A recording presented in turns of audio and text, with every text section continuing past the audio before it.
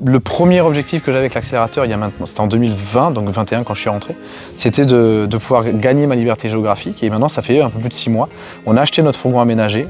Je vais le dire, on l'a acheté cash. Juste là. Et on l'a acheté cash grâce à notre travail à deux sur l'accélérateur et le coaching en ligne. Donc c'est une vraie fierté.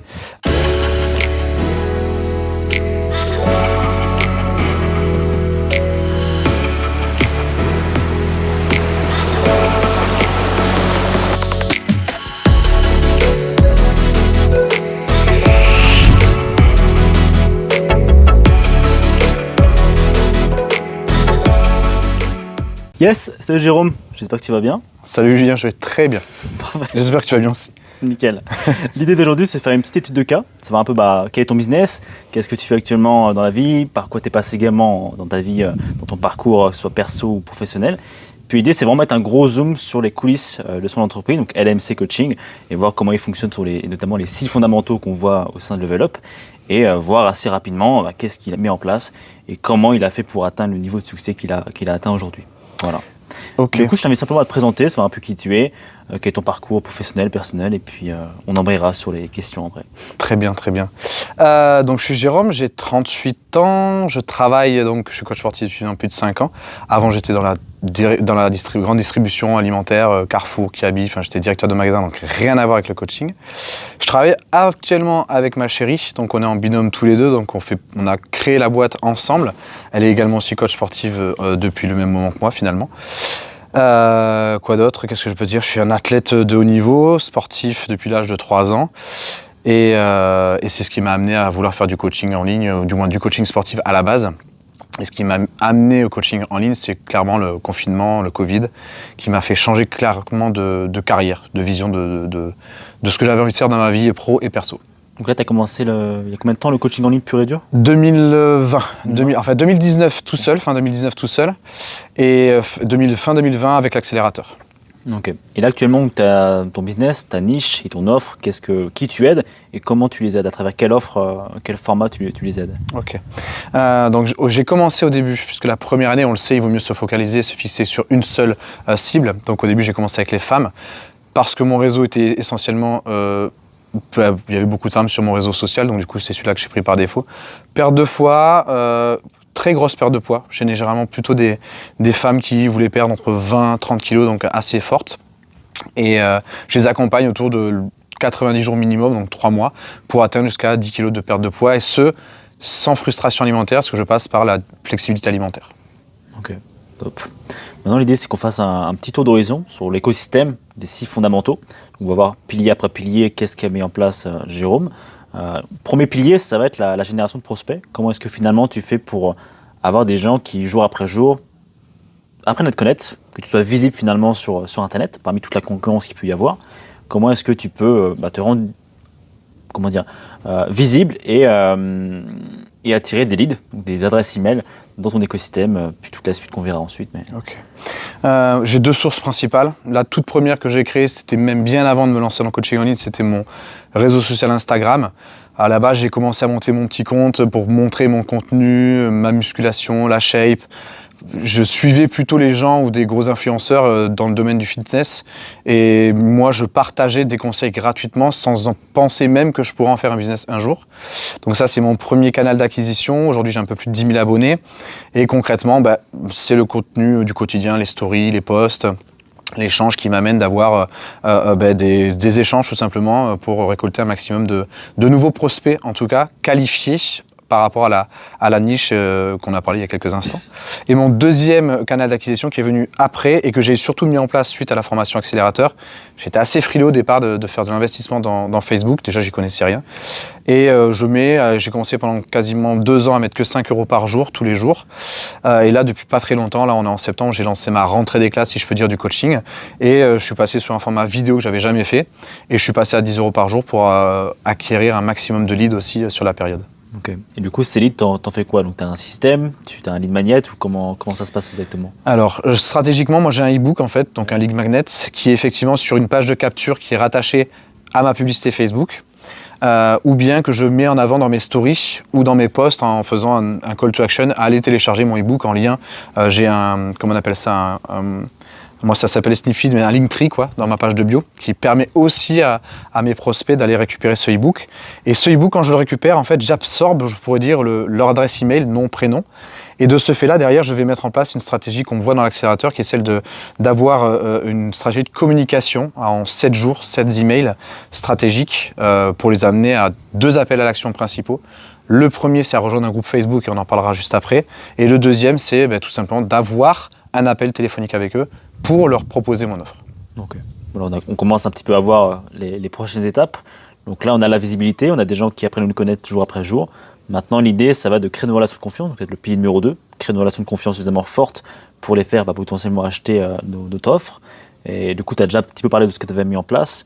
Est-ce que tu peux détailler un petit peu pour la relation de confiance pure et dure, qu'est-ce que tu mets en place pour donner envie de travailler avec toi, donner la crédibilité et la posture également d'autorité pour te dire c'est avec lui que j'ai envie de travailler et on démarre, quoi. Je dirais juste une seule chose qui est puissante et que tu dois retrouver dans tout ce que tu proposes à tes prospects, c'est de la valeur ajoutée, un contenu de qualité. Au début, on a tendance à être frileux, à pas vouloir tout donner et à donner qu'à moitié les choses ou à vulgariser l'information parce qu'on se dit si je leur donne l'information, pourquoi ils viendraient me voir pour du coaching? Au contraire, la vraie force aujourd'hui, je trouve, c'est dans le fait de pouvoir tout donner. Parce que réellement, des méthodes, en fait, on en trouve partout sur Internet et qu'en fait, il est facile de taper sur Google perte de poids, prise de masse et de te sortir un programme d'entraînement et un plan alimentaire pour les 90 prochains jours. Ce qui fait la différence, c'est l'accompagnement et le coach en lui-même. Et donc, c'est beaucoup de partage autour de ça. Mon lifestyle de ma vie aussi au quotidien. Personnellement, voilà, j'en parlerai tout à l'heure, mais de comment je vis ma vie aujourd'hui. Mais c'est vraiment des stories authentiques, des posts authentiques, des campagnes email aussi, donc rattachées à la pub, comme je disais, avec toujours cette notion de partager un vrai contenu de valeur. Mais surtout, je m'engage, et je trouve que c'est une obligation, même un devoir dans mon travail, c'est de répondre tout simplement aux échanges que j'ai au quotidien avec eux. Les commentaires, les DM, quelqu'un qui like, de créer des interactions sincères et authentiques avec elles. Donc typiquement, c'est créer une relation humaine avec ces prospects-là, leur apporter des conseils, un maximum de valeur sans espérer quoi que ce soit en retour, même si la finalité est quand même de vendre nos services, mais un apport de valeur inconditionnel, où vraiment on livre tout sans avoir peur d'en livrer trop au point que qu'est-ce qui ferait qu'il rejoigne mon coaching? En fait, la pire erreur que peut faire un coach demain, c'est de voir un billet en face de lui, au lieu de voir un humain qui a une problématique à résoudre, pour lequel notre métier, notre compétence nous permet de répondre tout simplement à ça, quoi. Exactement. Donc là, on a le troisième pilier, c'est le système de conversion. Finalement, comment on fait passer ces personnes qui apprennent à nous connaître, à qui on a créé une relation plus ou moins forte. Quels sont le système, qu'est-ce qu'on met en place pour passer ces personnes-là, des conversations typiquement, à potentiellement une vente derrière dans nos programmes? Alors tu vas passer par différentes... on parlait de communauté tout à l'heure, donc Facebook en l'occurrence. Donc moi, on va dire, si je prends mes 2 plateformes, donc Instagram et Facebook, j'imagine toujours ça comme un entonnoir, en fait, grosso modo. Mes leads sont à haut, je les ai captés. Je vais faire des créations d'échanges et de liens avec eux et de valeur ajoutée de contenu sur Instagram, mais aussi sur Facebook, dans un groupe Facebook privé uniquement dédié à mon avatar qui s'est inscrit dedans. Et en fait, au fur et à mesure des échanges, tu vas créer ce que tu disais... Lohan dit tout le temps, il faut qu'ils apprennent à te connaître, donc ils te découvrent. Ensuite, ils apprennent à t'aimer et à aimer ce que tu fais en tout cas. Ouais. Et ensuite, ils te font confiance. C'est vraiment ces 3 étapes-là. Et quand tu arrives à ces 3 étapes-là, finalement, tu arrives en bas de ton entonnoir. Et c'est là où, globalement, l'idée, c'est de leur proposer un appel téléphonique, tout simplement. Une demi-heure, mais bon, généralement, moi, je parle beaucoup, ça dure souvent 45 minutes, 1 heure. Au travers d'une prise de rendez-vous avec un outil qui s'appelle Calendly, qui est, je crois, j'utilise la version basique, je crois, une dizaine d'euros par mois, c'est rien, qui me permet d'avoir une vraie gestion d'agenda, de calendrier. Et j'ai même un petit questionnaire avant le rendez-vous pour encore capter un maximum d'informations. J'ai des informations sur eux au travers des différents échanges que j'ai pu faire. Je récolte encore des informations avant l'appel téléphonique. Et après, le but, c'est d'avoir un appel téléphonique avec eux, tout simplement. Ok, donc tu as tout un système de préqualification des prospects via un questionnaire de réservation sur Calendly. Puis après, tu prends les appels, puis tu as déjà quelques informations. C'est ça. Tu échanges avec eux, puis tu vois si finalement ça fit ou non. Et après, tu leur proposes donc une offre. Est-ce que tu as plusieurs offres? Qu'est-ce que tu leur proposes exactement? Peut-être par exemple tes tarifs, ça peut être intéressant pour ceux qui le regardent. Et également l'évolution peut-être du tarif au fur et à mesure. Peut-être que le tarif que tu as actuellement n'est sûrement pas le même que tu avais au début. Et qu'est-ce qui t'a fait changer, augmenter potentiellement ce tarif-là? La gamme de prix. C'est une très bonne question. Je sais que c'est souvent une question qui revient souvent.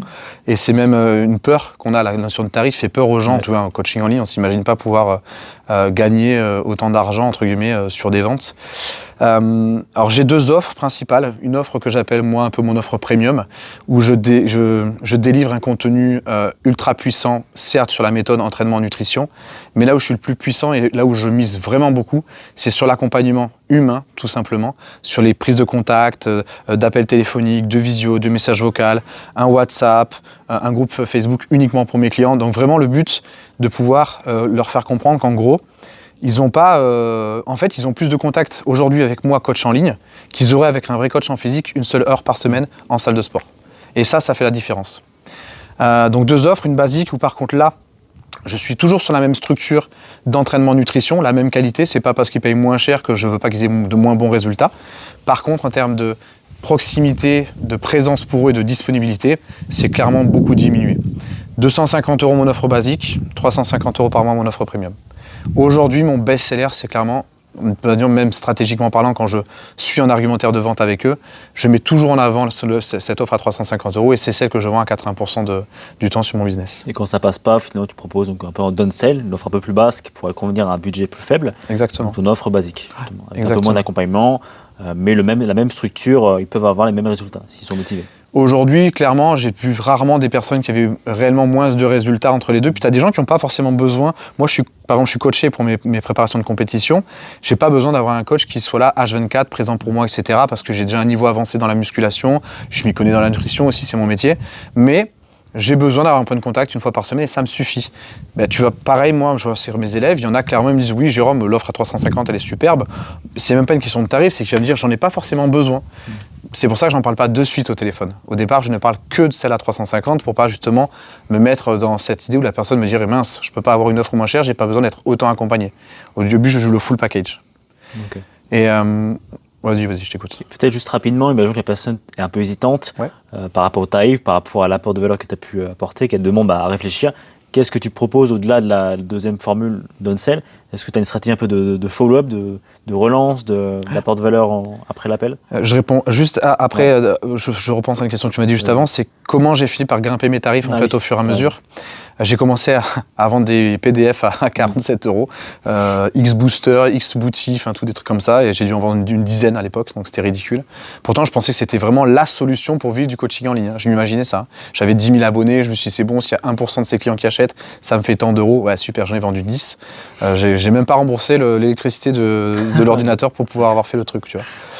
Et j'ai commencé le coaching en ligne tout seul, je me suis mis à 100 € après, sur du coaching personnalisé. J'avais l'impression que c'était une fortune de faire payer 100 € aux gens. Et puis un jour, je tombe sur l'accélérateur, je tombe sur les publicités de Lohan, je comprends un petit peu le système, je fais des lives gratuits qu'ils faisaient le soir, le mercredi, etc. Puis à un moment donné, le live, c'est mettre vos prix 3 fois plus cher. Doubler ou tripler vos prix, je sais plus ce que c'était. Je me dis comment c'est possible et tout, j'écoute tout son live, etc. Ok, dès le lendemain, j'essaye. Ça passe. 250 €. Je dis c'est fou, quoi. C'est pas comment c'est possible et tout. Une semaine après, je dis bon allez, je tente 350. 350. Et la réalité en fait, c'est qu'après j'ai compris. Et je pense que c'est un des conseils que je peux leur donner aux gens qui regardent cette vidéo, c'est en fait c'est pas cher 350 € parce que quand tu comprends que réellement ton métier, c'est quelqu'un qui vient vers toi, qui a une souffrance, qui a une vraie douleur, une vraie problématique, quelque chose qui fait peut-être qu'elle est clairement malheureuse. Cette problématique-là, tu as la solution. Tu as la méthode pour lui permettre de trouver réponse à cette problématique et la régler. Concrètement, tu changes des vies. Aujourd'hui, je sais que je suis parfaitement en phase avec le fait de dire qu'aujourd'hui, j'ai un métier où j'accompagne les gens à être heureux et à vivre heureux. Je dis souvent que je fais un métier que j'aime pour voir les gens s'aimer.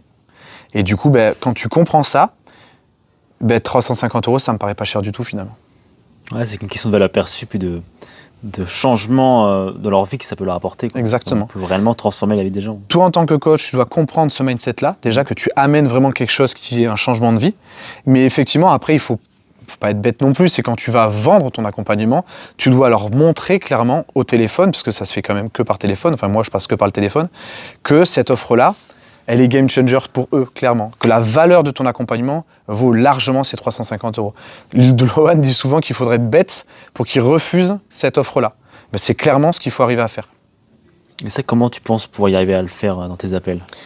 Ça peut pas être évident pour tout le monde toi, d'arriver à transmettre. Ouais, j'étais pas moi au début j'étais dans le directeur de magasin, ok, mais j'étais pas en surface de vente, donc j'avais pas cette fibre commerciale plus que ça. Et donc il y a des argumentaires dans l'accélérateur qui te permettent quand même beaucoup de t'aider. Moi je sais que je l'avais affiché, imprimé et plastifié au-dessus de mon ordinateur et c'était mon guide. Je le relisais 5 minutes avant chaque appel. Tu vois, je pense qu'il faut déjà se mettre dans un bon environnement. Faut pas prendre un appel à l'arrache. Il faut pas se dire oh merde, j'ai un appel dans 5 minutes, je m'assois, je le fais. Un vrai conditionnement. Voilà, un vrai conditionnement, une vraie préparation. Ben, c'est clairement une fois que le client il est rentré en fait. Ce métier-là, on sait le faire. C'est ce qu'il y a avant qu'on sait pas faire ou pas beaucoup faire. Donc la vente, il faut vraiment on joue le tout pour le tout, quoi. C'est all-in sur l'appel téléphonique.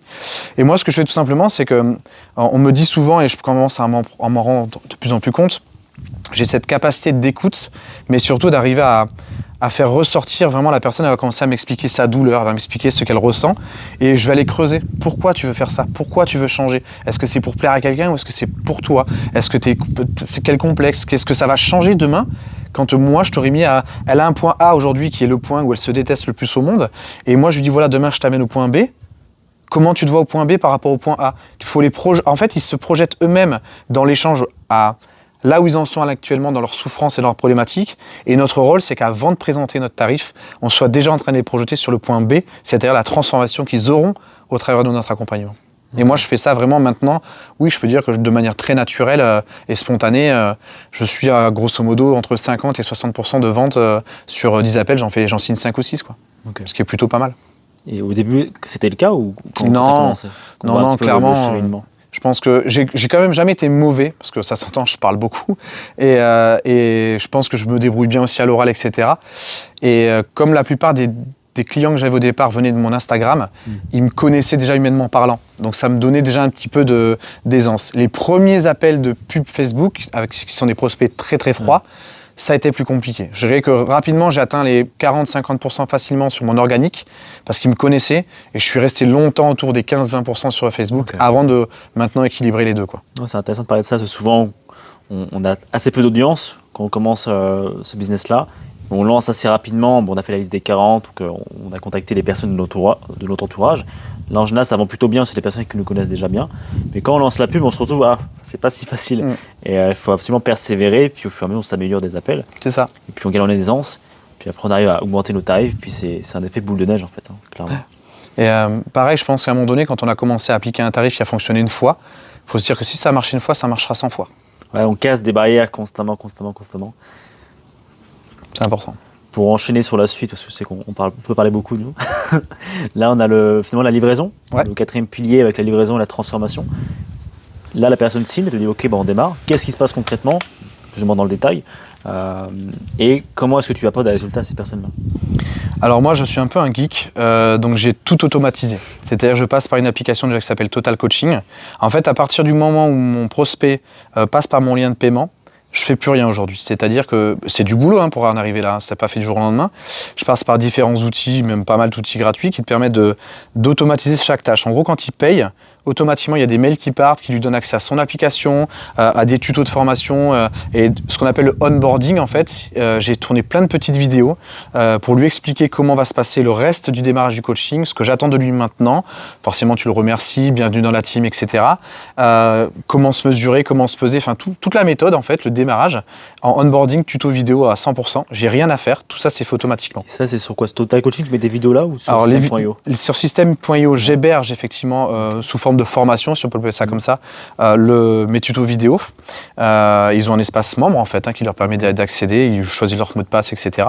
Et après, tout l'accompagnement, programme d'entraînement, me contacter par message, prendre le rendez-vous téléphonique, tout se gère par l'application. C'est-à-dire qu'il y a un bouton même sur l'application de coaching, donc qui est Total Coaching, qui me permet de relier mon application Calendly, qui font qu'en fait sur ce simple bouton, ils retombent sur un Calendly pour prendre leur rendez-vous hebdomadaire avec moi par téléphone. D'accord. Et juste ton espace formation de démarrage, les petites vidéos, c'est sur System.io du coup? System.io, ouais, c'est ça. Ok. Ouais. Tu leur expliques toute la suite. Et puis tu as des coachings de groupe avec eux ou comment ça se passe niveau? Alors j'en ai. Alors au début je faisais que de l'individuel, mais c'était très chronophage. J'ai dû arrêter rapidement ça parce que du coup c'était pas gérable.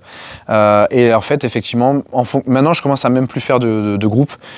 J'ai trouvé une autre astuce. Au début je faisais effectivement du coaching de groupe, genre 10 par personne en moyenne, et je faisais un débrief hebdomadaire avec elle.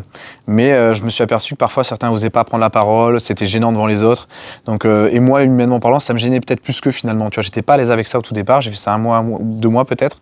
Et maintenant, ce que je fais, c'est que ceux qui n'ont pas d'appel téléphonique, et j'essaye finalement de ne pas avoir beaucoup d'appels téléphoniques non plus, j'avoue, je fais un loom tout simplement d'une vidéo, ça dure 5 minutes, j'ai pas pris la version payante parce que sinon je pourrais parler pendant 20 minutes. La version gratuite, elle est limitée à 5 minutes, donc je fais une vidéo de 5 minutes où je fais son bilan de semaine, j'analyse ses courbes, j'analyse tous les échanges qu'on a pu avoir ensemble, je leur demande de me faire un bilan écrit le samedi matin sur l'application, et avec ça, moi je leur fais un retour tout simplement vidéo que je leur envoie toutes les semaines. Ok. Donc tu as ces looms-là de bilan, tu réponds aux questions, etc. Donc tu n'as plus les coachings de groupe actuellement. Ouais. Tu gardes quand même un contact, un appel téléphonique tous les 15 jours Alors, tous les mois. Je sais pas ce que tu as mis en place pour ça. Sur les personnes qui sont en premium, oui, j'ai toujours une notion d'appel. Alors maintenant, par rapport à... Je vends la possibilité d'avoir un appel toutes les semaines. C'est comme ça que j'annonce au téléphone. Une fois qu'ils sont dans l'onboarding, en fait, je leur dis que tout simplement, ils ont le droit de prendre un appel toutes les semaines. Cependant, je sais qu'ils ont une vie de famille, que c'est le week-end, ils n'ont pas forcément envie, pas le temps, etc. Je leur dis juste que du coup, s'ils en ont le besoin, ils prennent le rendez-vous et je le fais. S'ils n'en ont pas besoin, ils ont systématiquement ce fameux retour vidéo que je fais. Et en l'ayant amené comme ça, je me suis aussi libéré du temps parce qu'honnêtement, 30 minutes minimum, quand tu as 20 clients en même temps, sur le week-end, tu passes ton week-end au téléphone. Quoi. Ouais. Est-ce que c'est vraiment utile toutes les semaines, non. Toutes les semaines Non. Tu sais même plus quoi dire à force sur une semaine. Parfois, finalement, il n'y a pas forcément de changement. Sur un mois, oui. Un mois, oui, tu as des changements. Tous les mois, j'en fais un avant-après avec les photos. Tu vois, donc c'est très parlant. J'en fais un partage d'écran. Je leur montre leurs photos en direct live. J'adore faire ça. Je superpose l'ancienne. Je mets la nouvelle par-dessus. Donc les deux sont vraiment... le fond, et après, d'un seul coup, je l'écarte comme ça. Ouais. Magie. Et c'est trop bien. Ouais. Ça, c'est trop bien. Bon, génial pour le côté livraison et transformation du coup. Et on enchaîne sur la partie récurrence. Comment est-ce que tu fais pour fidéliser tes clientes sur le long terme? Qu'est-ce que tu as mis en place? Est-ce que tu as une offre qui se continue ad vitam aeternam ou est-ce que tu as une deuxième offre derrière? Parce que c'est un enjeu majeur, la fidélisation. C'est bien beau de faire tous ces efforts en termes de temps, d'énergie sur le marketing, sur la création de contenu, sur les discussions pour avoir des nouveaux clients.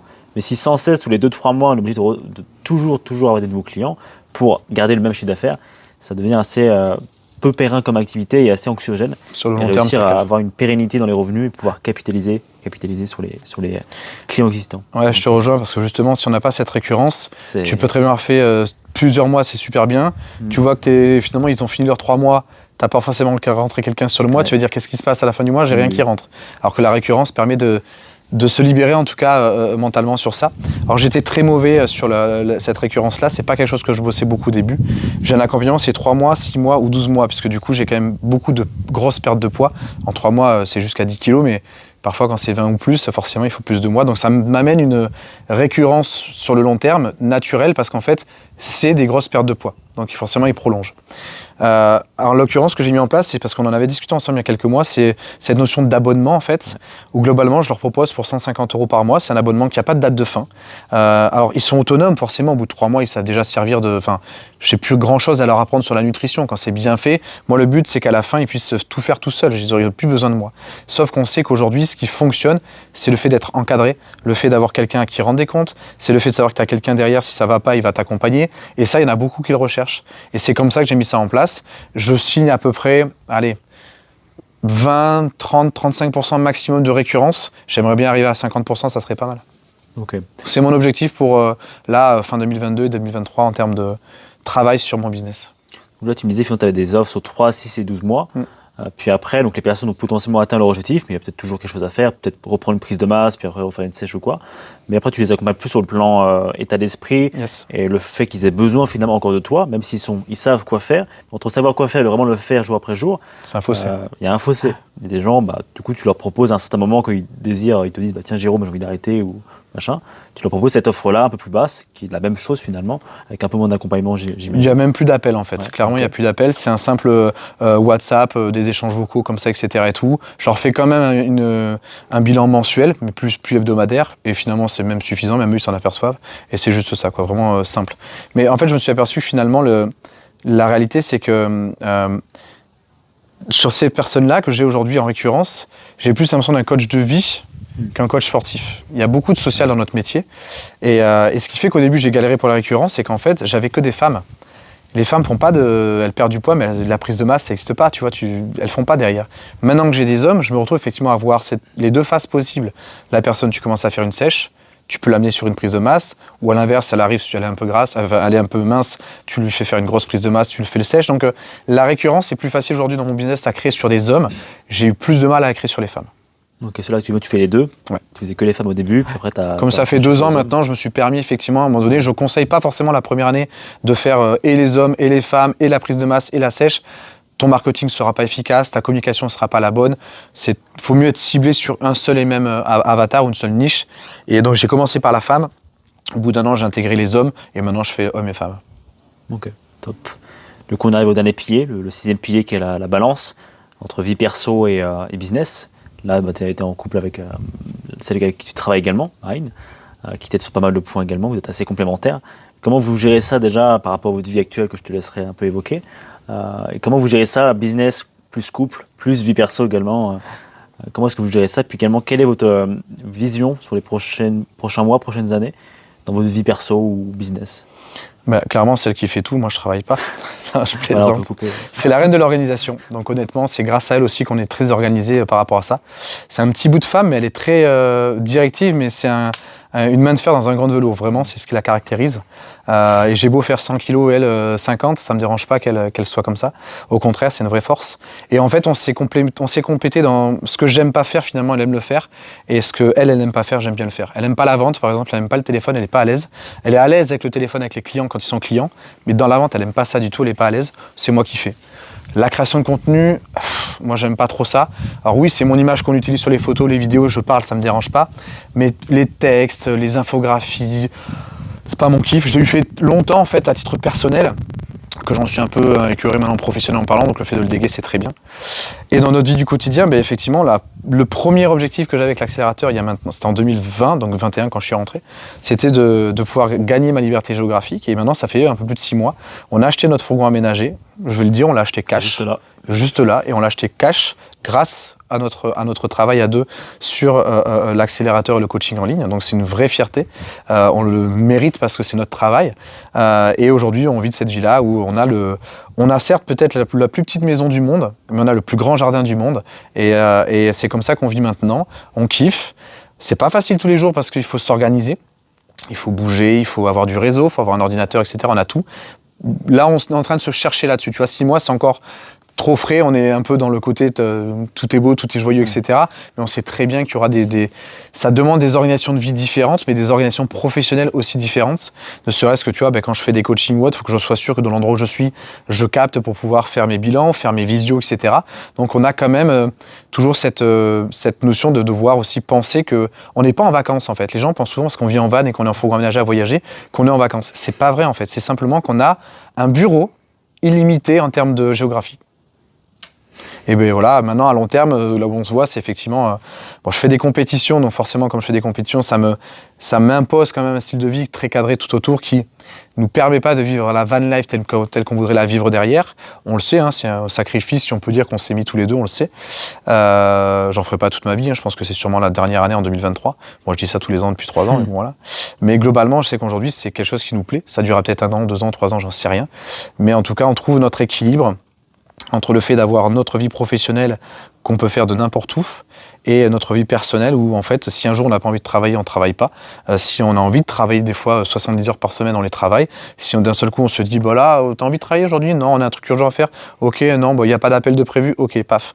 Et on organise aussi notre agenda en fonction de tout ça évidemment. Ok, donc liberté géographique, liberté financière, liberté également de choix. Ouais. Pour moi le plus important. C'est vrai. De choisir de travailler ou non, ça c'est quand même incroyable. Et en termes de vision, puis on terminera rapidement, je sais que tu avais du mal peut-être à vouloir déléguer, parce que tu l'avais déjà vécu dans ton travail anciennement. Quelle est ta vision sur le business? Parce que des fois tu te mets un peu à pas refuser des clients, mais à limiter un petit peu la croissance volontairement. Comment est-ce que tu te vois sur le long terme là-dessus? Est-ce que tu penses changer d'avis à ce niveau-là, ou plus tu as trouvé un équilibre, vous avez trouvé un équilibre qui vous convient Le fait qu'on soit à deux, c'est déjà une force, ça permet de déléguer déjà quelque chose de différent par quelqu'un qui serait tout seul. Pour autant, là, on vient de passer un séminaire à Nice tous ensemble, etc. On discute, on échange, et j'ai un peu ouvert les yeux sur le fait qu'à un moment donné, je m'aperçois que je travaille encore beaucoup finalement, mais j'aime ce que je fais, donc c'est pas grave. Mais je sais qu'à terme, l'objectif d'ici, 3 ans peut-être, c'est vraiment de déléguer toutes les petites tâches qui aujourd'hui peuvent être délégués par quelqu'un de confiance, quelqu'un qui travaillera avec notre valeur, nos visions, etc. pour pouvoir justement peut-être avoir encore plus de temps pour moi et simplement juste superviser.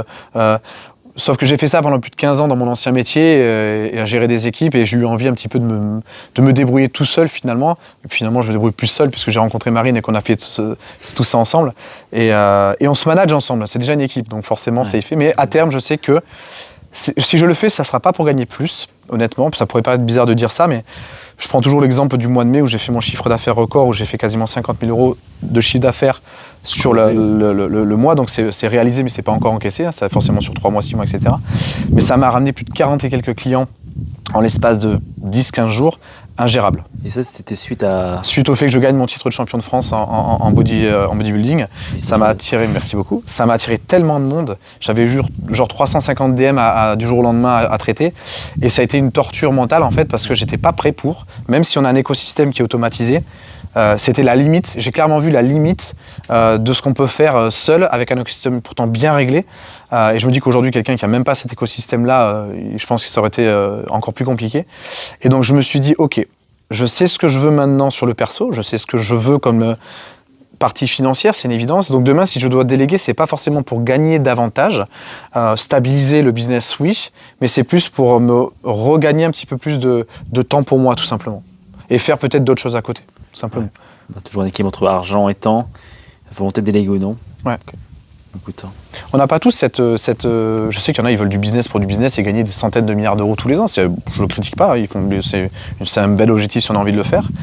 J'ai toujours bien gagné de ma vie depuis que j'ai 23 ans en fait. Voilà. Je viens d'une éducation où voilà, mes parents ont toujours très très bien gagné leur vie aujourd'hui, et même encore à la retraite, voilà, etc. Mais pour autant, j'ai toujours eu la valeur de l'argent, la valeur du temps, la valeur de l'instantanéité, tu vois. Et moi, c'est cette instantanéité que je veux pas perdre. Et j'ai vu qu'au mois de mai, j'ai perdu mon instantanéité pendant quasiment 2 mois à devoir bosser comme un âne, quoi, en fait. Un métier que j'aime, heureusement.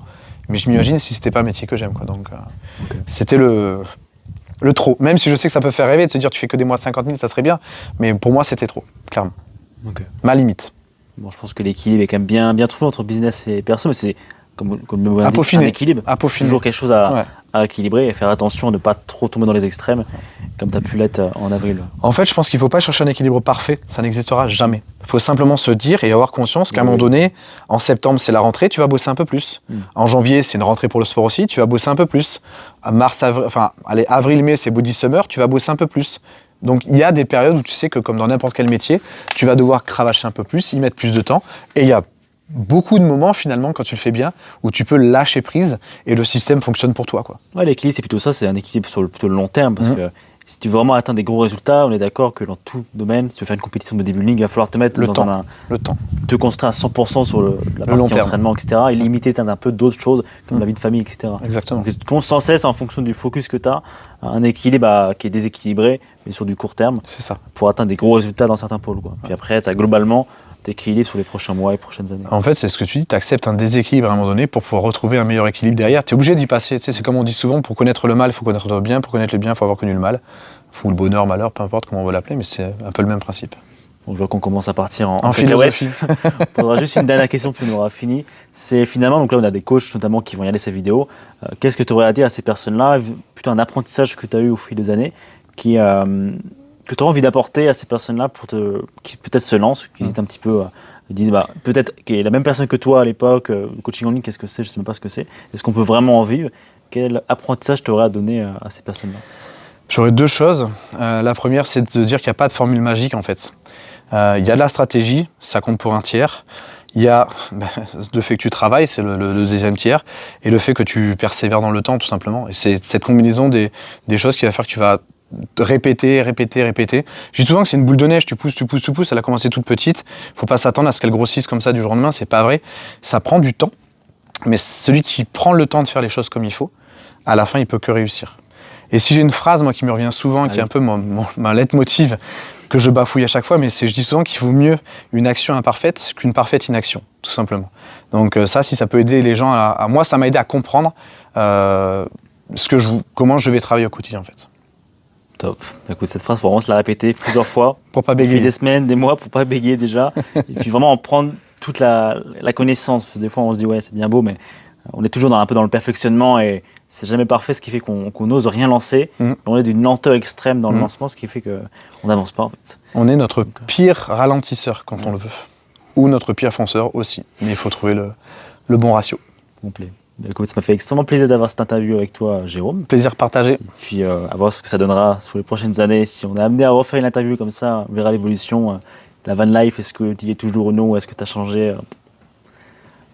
Je serai encore plus barbu. Voilà. J'espère moi aussi un petit peu. Bon, écoute, à très vite, Jérôme. Merci, puis, Julien. merci encore.